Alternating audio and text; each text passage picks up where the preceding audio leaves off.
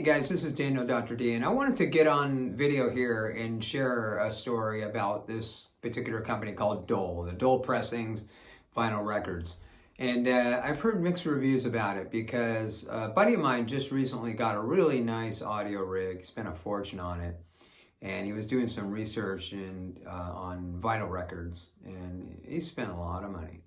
And he's just starting out. He doesn't I think he only has one album that he got for starts, LP. And he says, I heard some bad things about Dole because we were talking about labels and stuff like that. And I told him I had some Dole albums. He goes, yeah, I've heard some bad things about the quality of their pressings. And I was like, wow, okay, so this one I gotta figure out, man, because this is weird to me. So I'm gonna just share you guys a couple of things here, okay? This is a Columbia record, right? Okay, look at this pressing. Now the insert is mine, obviously. This is not standard, so I just put a different insert on it. But this album, for whatever the reason, it has some sort of grainy sound. I can't get it out. It came that way, fresh out of the box, a brand new album, factory sealed, and it sounds like static, and you can't get rid of it. I've cleaned it with Type-On glue, or I peeled off the thing. I've put it in a really nice record cleaner. Can't get rid of it. It's pretty useless because various portions of the album produce this this noise. Got this Mingus album here. It's another Columbia record. I have nothing against Columbia, by the way. Some of the recordings are very nice. I'm just sharing these instances here. This is a factory, okay, sealed when I got it. And you get this paper liner, okay, which is cheap in my opinion. You know, I think this double album set's like $30. A lot of money for some vinyl records, you know? $30 double disc set, okay? Look at the central hole on that. Look at how raggedy that looks. Okay, look at the other side. This is how this thing came, brand new, okay? This here is called a reamer. I used to do RC car racing, 10-scale road car racing. And what this reamer does is it's for drilling holes in the car body so that you can put it on the chassis, okay? It makes perfect circles, you know, holes. So I have to take this reamer, insert it inside here, and carve it out here so it's nice and perfect. Otherwise, I can't lay it on the platter. This thing was unable to rest onto the platter. I've had these issues with Blue Note, which apparently is a very reputable company. If you go on, they have a video about all their process and the quality of Blue Note. And like I said, I got nothing against these companies personally, but they're not cheap.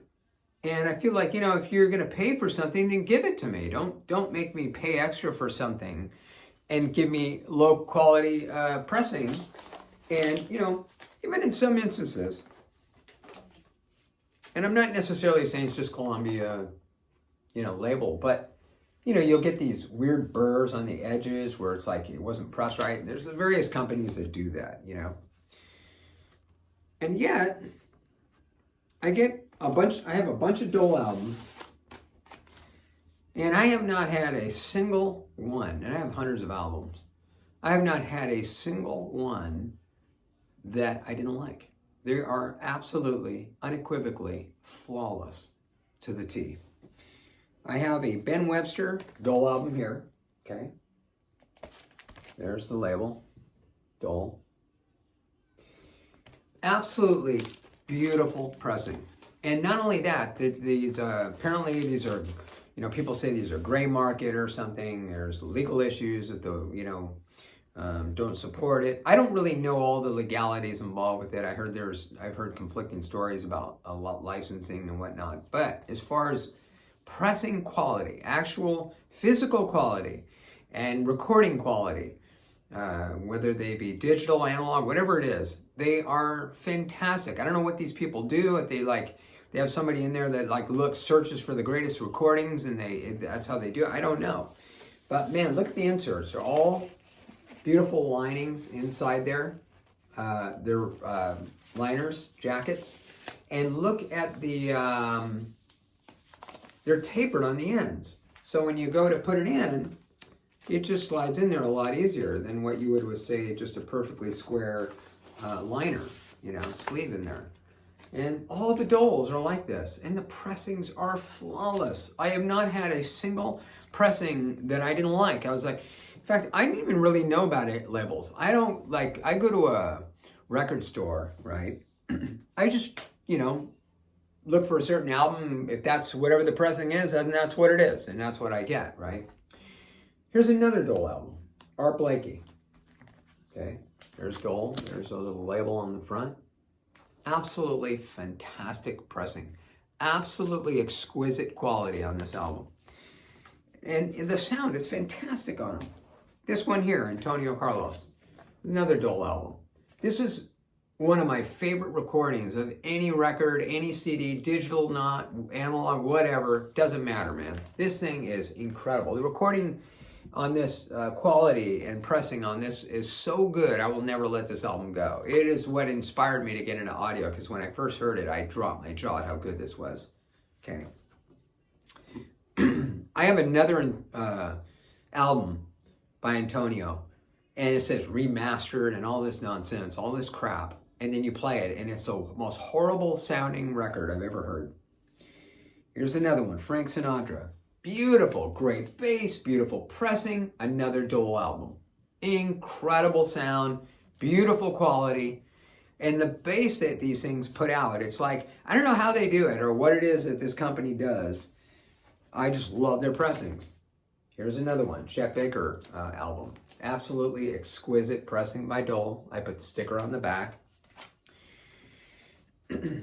Another one here, Miles Davis, Sketches in Spain. It's a 45 RPM record. Absolutely incredible sound quality. It's like, I've never seen a single Dole album that I didn't like. So I call them Amoeba Music in Hollywood and I said, do you guys just have a Dole section? That's all I want to buy, because I wouldn't have to deal with the inadequacies of these other companies that I deal with, having to use this to get it on the platter. Imagine you pay $30 for a record and you put it on your platter. You can't get it to go on your platter. You got to use one of these things. So it's like, give me a break. So I can't tell you all the legal issues that Dole has, but when people come and they say, that the quality of Dole is questionable or there's something wrong, they're not good quality, I'm sorry, man. That is just, I don't know where that is coming from.